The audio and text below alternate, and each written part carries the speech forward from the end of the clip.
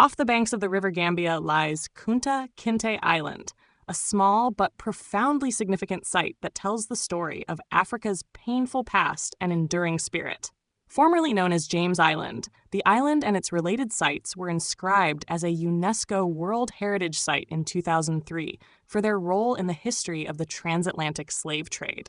Together, they stand as enduring reminders of human suffering, resilience, and the global consequences of the slave trade that shaped centuries of history. Kunta Kinteh Island is named after Kunta Kinteh, the Mandinka man from Jufurah, who was captured in the 18th century and enslaved in America. His story was immortalized by Alex Haley in the Pulitzer Prize-winning book Roots, later adapted into a television series that brought the history of slavery into living rooms across the world. The island honors not just Kunta Kinteh's memory, but the countless men, women, and children who were forcibly taken from West Africa to the Americas.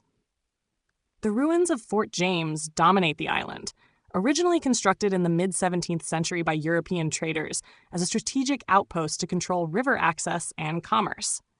Over the centuries, the island changed hands between the Portuguese, Dutch, British, and French, each power recognizing its importance as a gateway into the interior of West Africa. What began as a trading post evolved into a site of immense tragedy as the fort became central to the transatlantic slave trade. Captives were held in cramped, dark cells before being shipped across the ocean in brutal conditions. Beyond the island itself, related sites along the Gambia River form part of this heritage. The village of Jufurah, where Kunta Kinteh was born, remains a place of pilgrimage for descendants of enslaved Africans and visitors seeking to connect with history. The Morel Freres building in Albreda, once used for trade, and the remains of other colonial structures stand as stark reminders of the system that commodified human lives.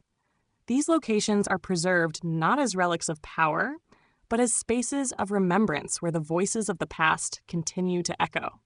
The significance of Kunta Kinteh Island and its related sites lies not only in their history, but also in their symbolic meaning. They represent the intersection of cultures, the brutality of exploitation, and the resilience of those who survived. The island's small size belies its massive historical weight, encapsulating themes of oppression, resistance, and human dignity. Today, preservation efforts seek to safeguard these ruins against erosion and the passage of time. UNESCO and Gambian authorities have emphasized the importance of conserving the island and educating future generations about its legacy. Visitors can explore the ruins of the fort, walk through Jufurah, and engage with local communities who continue to share stories passed down through generations. For many, the experience is deeply emotional, a journey into the heart of a shared human history that shaped continents and cultures. Kunta Kinteh Island is not just a Gambian site. It is a global landmark of memory. It reminds the world of the millions whose lives were uprooted, the suffering they endured, and the cultures they carried across the Atlantic, shaping the Americas and beyond.